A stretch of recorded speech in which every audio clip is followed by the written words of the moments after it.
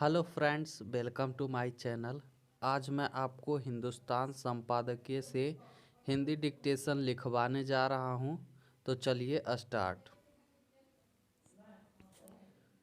कोई सरकार और उसकी पुलिस किसी के खिलाफ बदले की भावना के तहत कार्रवाई करने के लिए किस तरह सारी हदें पार कर सकती है, इसका शर्मनाक उदाहरण है रिपब्लिक टीवी के प्रधान संपादक अर्नब गोस्वामी की गिरफ्तारी और इस दौरान उनके साथ की गई मारपीट।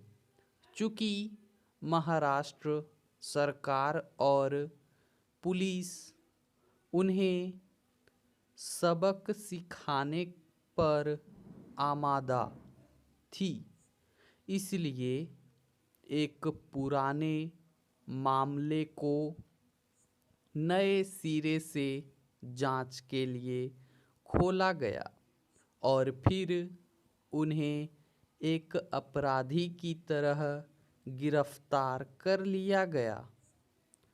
इस पुलिसिया कार्रवाई ने यही बताया कि सत्ता में बैठे लोग किसी के पीछे पड़ जाएं तो पुलिस भी उनकी निजी सेना की तरह काम करना पसंद करती है।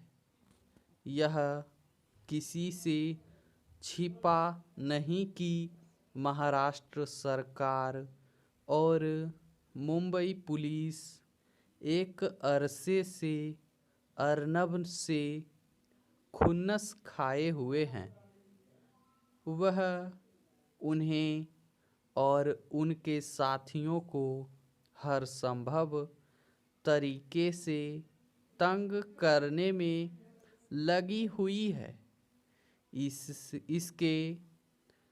इसके लिए न तो छल कपट का सहारा लेने में संकोच किया जा रहा है और न इसकी परवाह की जा रही है कि इससे सरकार के साथ पुलिस की भी फजीहत होगी। अर्नब की गिरफ्तारी से ज़्यादा आपत्तिजनक उसका तरीका है।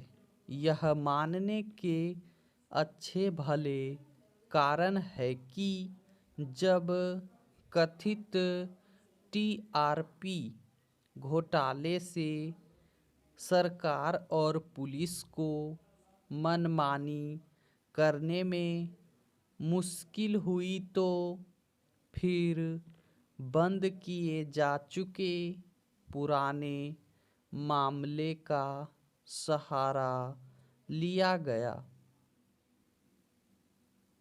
अर्नब जिस तरह की टीवी पत्रकारिता करते हैं वह कुछ लोगों को पसंद नहीं।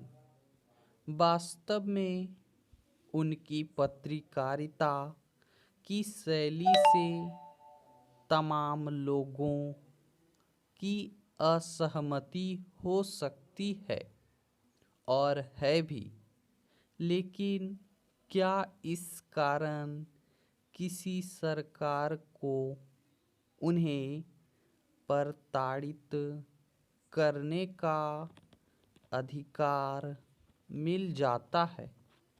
यदि यही लोकतंत्र है तो फिर फांसीवाद किसे कहते हैं?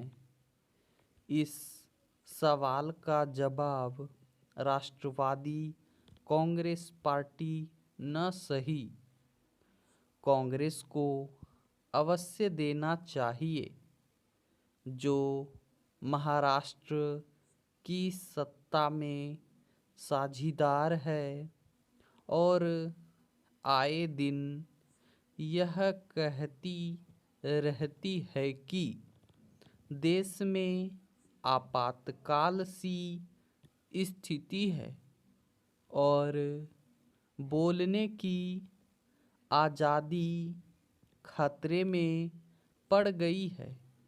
महाराष्ट्र में सत्ता का नग्न दुरुपयोग तो आपातकाल की ही याद दिला रहा है।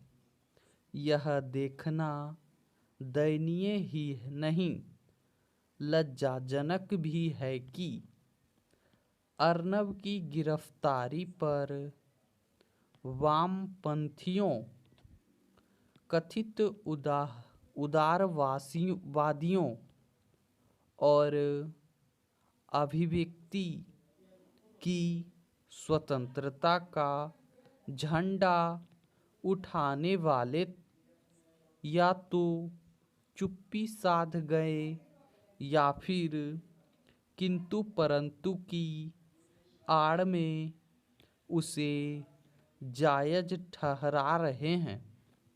ये वही लोग हैं जो अपने किसी साथी के खिलाफ एक रिपोर्ट भी दर्ज हो जाने पर आसमान सिर पर उठा लेते हैं, लेकिन अब ऐसा व्यवहार कर रहे हैं जैसे कुछ हुआ ही न हो। समय ऐसे छद्म तत्वों की तटस्थता का अपराध लिखे या नहीं, उनके मौन की अनदेखी नहीं की जा सकती।